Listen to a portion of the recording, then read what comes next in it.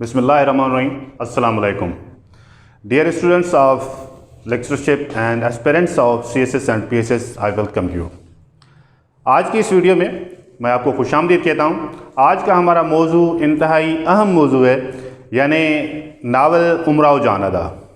उमराव जान अदा आप सब ने पढ़ा भी होगा, आप सब ने देखा भी होगा, और उसके साथ साथ ये लेक्चरशिप में इसके किरदार, इसका खुलासा अहम तौर पर पूछा जाता है और अहम तौर पर इसके सवालात दिए जाते हैं। ये एमए के सिलेबस में भी शामिल है और पाकिस्तान के अक्सर यूनिवर्सिटीज़ के सिलेबस में शामिल है। तो आते हैं उमराव जान की तरफ। उमराव जान अदा को लिखा है मिर्ज़ा हादी रुस्वा ने। मिर्ज़ा हादी का मुख्तसर सा तारुफ लेते हैं। मिर्ज़ा हादी रुस्वा 1857 में लखनऊ में पैदा हुए। मिर्ज़ा रुस्वा का असल नाम मोहम्मद हादी था। अब अक्सर तौर पर कहा जाता है कि भाई मोहम्मद हादी का तखल्लुस क्या है, तो आम समझने वाले लोग ये समझते हैं कि उसका तखल्लुस शायद रुस्वा है। उसका तखल्लुस रुस्वा नहीं है, उसका तखल्लुस मिर्ज़ा है, और जो रुस्वा है वो उसका फ़र्ज़ी नाम है। मिर्ज़ा हादी का फ़र्ज़ी नाम रुस्वा है। अब रुस्वा फ़र्ज़ी नाम अख्तियार करते थे। बचपन में वालिद का साया सर से उठ गया, चचा ने परवरिश की। मिर्ज़ा तमाम उम्र तालिब इल्म रहे। उनका मुताला, तजर्बा और मुशाहिदा बहुत वसी था। क्रिश्चियन कॉलेज में रियाजी, तबियात, फ़ारसी और अरबी के मौलम थे। इल्म मौसीकी से भी खासी रग़बत थी। मिर्ज़ा 21 अक्टूबर 1931 में टाइफाइड बुखार की वजह से इंतकाल कर गए। हैदराबाद दक्कन में मुरलीधर के बाग के करीब ही दफन है। ये है मुख्तसर सा तारुफ मिर्ज़ा हादी रुस्वा का, जिसका तखल्लुस मिर्ज़ा और रुस्वा फ़ारसी नाम है। अब आते हैं उसकी तख्लीक उमराव जान अदा की तरफ, जो मशहूर मारूफ नावल है। इसमें जो पस मंज़र बयान किया गया है वो फैज़ाबाद और लखनऊ का है। फैज़ाबाद और लखनऊ वो इलाके हैं जहाँ पर अगर उसकी तारीख़ को देखें तो कोठे मुजरे शाइस्ता ज़बान का मरकज़ समझा जाता था, जहाँ पर रऊसा और शुरफा उमरा के बच्चों को शाही दरबारों में जाने के लिए उनकी जो लैंग्वेज थी, जो ज़ुबान थी, उसको दुरुस्त करने के लिए, उस हलके के लिए मुनासिब होने के लिए तवाइफ़ें वहाँ पर तालीम दिया करती थी। अब हमारा जो आज का किरदार है, जो नावल है, वो उमराव जान अदा है। देखते हैं कि अमीरन उमराव जान अदा कैसे बनती है। अमीरन का बाप जमादार है, जिसने दिलावर ख़ान जो एक बहुत बड़ा बदमाश है, ये इसके 4 किरदार बहुत अहम हैं। जमादार दिलावर ख़ान जो बदमाश है, बाई ख़ानम जो कोठा चलाती है, और उसके साथ अमीरन जो बाद में उमराव जान अदा बनती है। जमादार जो अमीरन का बाप है, उसने दिलावर ख़ान बदमाश पर किसी जुर्म में गवाही दी, जिसकी वजह से दिलावर ख़ान को कैद हो गई। अब कैद होने के बाद लफ्ज़ बदमाश अपने अंदर में एक माना समाये हुए है, बदमुआश। बदमाश क्या है? बदमुआश है, यानी जिसकी मुआशी हालत ख़राब हो वही बदमाश है। जिसकी मुआशी हालत ख़राब हो वही बदमाश कहलाता है। दिलावर ख़ान रिहा होने के बाद कोशिश, जैसे ही रिहा होता है तो उसके दिल में एक बदला लेने की आग भड़कती है कि जमादार से किस तरह बदला लिया जाए। तो वो बदला लेने के लिए अमीरन को उठा लेता है। उस वक्त अमीरन की जो उम्र होती है वो 8 साल होती है। कितनी होती है? 8 साल। 8 साल की उम्र में अमीरन को वो उठा लेता है और उठा कर अपना बाई ख़ानम के कोठे पर ले आता है। अब बाई ख़ानम पे कोठे पर आने पर वो उसे बेचना चाहता है। बाई ख़ानम उसे ख़रीदती है। कितने में ख़रीदती है? 125 रुपये में। आपसे ये सवाल कमीशन में भी पूछा जा सकता है कि अमीरन भाई बाई ख़ानम के कोठे पर कितने में बिकी? 125 रुपये में वो बिकती है। बाई ख़ानम उसे ख़रीदती है। बाई ख़ानम एक कबा खाना कोठा चलाने वाली औरत है, जो अमीरन को ख़रीद कर अमीरन का नाम उमराव जान अदा रख देती है। कोठे पर ख़रीदने के बाद उमराव जान अदा को लिखने पढ़ने के साथ साथ इल्म मौसीकी की भी तालीम दी जाती है, जहाँ पर ये शायर व शायरी भी करती है, शायर व शायरी से रग़बत भी रखती है, डांस भी सीखती है और उसके साथ साथ पढ़ती भी है। इसी दौरान उसे मिर्ज़ा गौहर से इश्क भी होता है।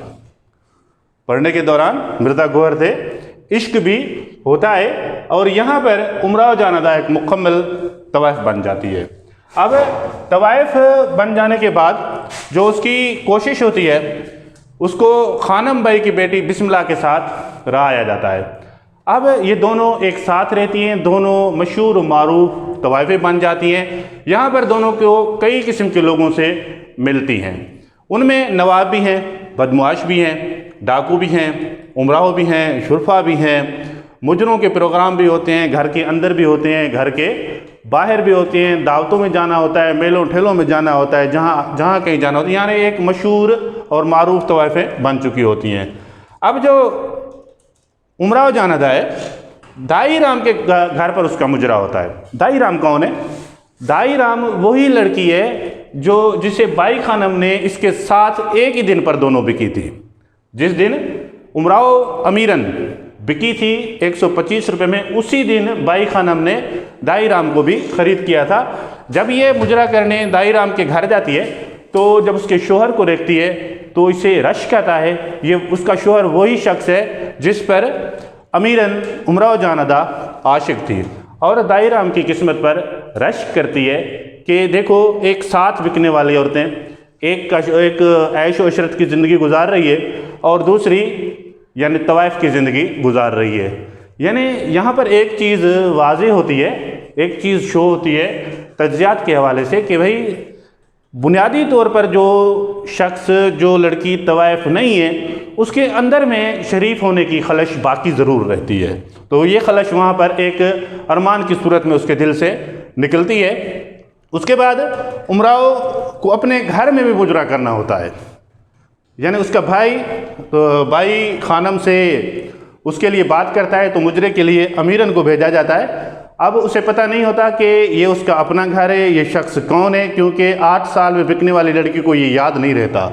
جب یہ وہاں پر مجرا کر رہی ہوتی ہے تو امیرن کی ماں اسے پہچان لیتی ہے کہ یہ امیرن ہے۔ اب امیرن کو اندر بلایا جاتا ہے، اس کی ماں اس سے کہتی ہے کہ تم کون ہو، اس سے گفتگو ہوتی ہے، اس سے بات چیت ہوتی ہے، تو واضح ہو جاتا ہے کہ امراؤ جان ادا امیرن ہی ہے اور یہ اپنی ماں سے بات کر رہی ہے، تو دونوں گلے مل کے روتی ہیں۔ اب امیرن اس کو اپنی ساری کہانی سناتی ہے، جس پر اس کا بھائی ناراض بھی ہوتا ہے اور اسے مارنے کی کوشش بھی کرتا ہے، لیکن جب اسے کہانی کا پتہ چلتا ہے، اس کی بے بسی کا پتہ چلتا ہے، اس کو بے قصوری کا پتہ چلتا ہے تو وہ اسے چھوڑ دیتا ہے۔ دلاور خان ایک دن باغ مقبرے کے ساتھ ہی کھڑا ہوتا ہے، کوئی گھاس وغیرہ کاٹ رہا ہوتا ہے، جسے امیرن پہچان لیتی ہے۔ امیرن پہچاننے کے بعد اسے گرفتار کرواتی ہے اور اسے پھانسی تک پہنچا دیتی ہے، اسے پھانسی لگ جاتی ہے۔ اب یہاں پر امیرن کی زندگی کا وہ پہلو شروع ہوتا ہے جہاں پر وہ سیدھی راہ اختیار کرنے جا رہی ہے اور طوائف کی زندگی کو الوداع کہہ رہی ہے۔ بیچ میں ایک کردار اور بھی ہے، ڈاکو اسے اٹھا کر لے جاتے ہیں، جو ڈاکو فیضو کے بعد وہ ڈاکو مارا جاتا ہے، لیکن امراؤ پھر واپس اپنے کوٹھے پر پہنچ جاتی ہے۔ اب دلاور خان کے بعد محمد علی خان کا امراؤ کو اپنی منقوہہ کا دعویٰ کرتا ہے، کیونکہ اب امراؤ جان ادا اپنی زندگی میں واپس آ چکی ہے اور وہ ایک شریف لڑکی کی زندگی گزار رہی ہے۔ اب وہ اسے دعویٰ کرتا ہے کہ یہ میری منقوہ ہے، میرے نکاح میں ہے، جسے امراؤ جان ادا انکار کرتی ہے کہ میں نے کبھی کسی سے کوئی نکاح کیا ہی نہیں ہے۔ نواب اکبر علی خان اس کی مدد کرتا ہے اور اسے 3 سال تک اپنے گھر میں ٹھہراتا ہے۔ اب کہنا یہ ہے کہ امراؤ جان ادا کی عمر اس حد میں نہیں ہے کہ وہ مانی منائی طوائف بن سکے یا اسے پہلے جیسی پذیرائی حاصل ہو۔ اب اس کی عمر ڈھل چکی ہے اور وہ منطق کی کتابیں پڑھتی ہے، فارسی کے اخلاقی رسائل پڑھتی ہے، اور ان کا اس کے ذہن پر ایسا گہرا اثر ہوتا ہے کیونکہ ذہنی طور پر، دلی طور پر، پیدائشی طور پر وہ طوائف نہیں ہے۔ اس کے ذہن میں، اس کے دل میں، اس کی طبیعت میں ایک اچھی لڑکی کی خلش باقی ہے جو اس کے منطق کی کتابیں پڑھنے، فارسی کے اخلاقی رسائل پڑھنے سے پوری ہو جاتی ہے۔ اب وہ تائب ہو کر کربلا مولا جاتی ہے، وہاں زیارت کرتی ہے اور باقی زندگی خاموشی سے صوم و صلات کی پابند ہو کر گزارتی ہے۔ یہ ہے اپنا امیرن، جو امیرن سے امراؤ جان ادا کا سفر کرتی ہے اور سفر کرنے کے بعد واپسی پھر امیرن بن جاتی ہے اور اس کی جو باقی زندگی ہے وہ ایک شریف خاتون کی زندگی ہوتی ہے۔ اب اس ناول سے مرزا ہادی نے یہ ثابت کرنے کی کوشش کی ہے کہ پیدائشی طور پر جس کی طبیعت میں جو چیز شامل نہیں ہے، زبردستی جتنی اس کی طبیعت میں وہ چیز ٹھوسی جائے وہ قابل قبول نہیں ہوتی ہے، آخر کار وہ اپنی اصلیت کو لوٹ آتی ہے اور اپنی باقی زندگی اپنی طبیعت کے مطابق ہی گزارتی ہے۔ تو امیر امراؤ جان ادا کہ یہ مختصر کردار اور مختصر خلاصہ آپ کو لیکچرشپ کے لیے CSS PCS کے لیے بہت فائدہ مند ہے، اور آج کی اس ویڈیو کو دیکھنے کے بعد آپ ویڈیو کو اس اپنا جو ہے چینل کو یعنی اردو زبان و ادب کو سبسکرائب کریں اور مزید ویڈیو کا انتظار کریں۔ انشاءاللہ آپ کو پھر دوسری ویڈیو کسی اچھے ناول پر اس کے تبصرے کے ساتھ، اس کے کرداروں کے ساتھ پیش کریں گے۔ اللہ حافظ۔